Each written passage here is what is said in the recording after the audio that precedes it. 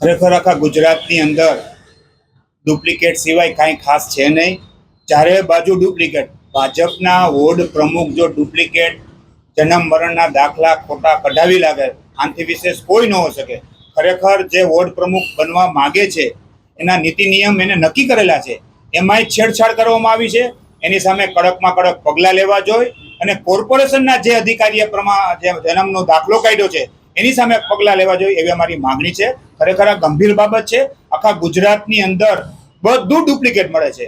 ખાવા પીવાનું duplicate, toll નાકા duplicate, બધું ડુપ્લિકેટ. પણ આ તો ભાજપ મોટી મોટી વાતો કરે છે, એના પણ ડુપ્લિકેટ નીકળ્યું છે. ખરેખર આ ગેરવ્યાજબી વાત છે.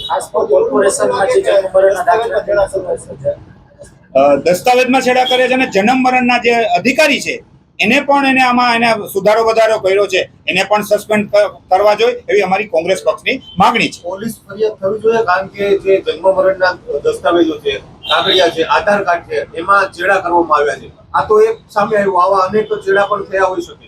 પોલીસ ફરિયાદ થવી જોઈએ. ખરેખર અમારે તો કોંગ્રેસ પક્ષની પોલીસ કમિશનરને પણ આજે આ બારામાં રજૂઆત કરવી છે કે જે તે જન્મ મરણના અધિકારી છે એને ચેડા કર્યા છે એની સામે ગુનો દાખલ કરવો જોઈએ એવી અમારી માંગણી છે.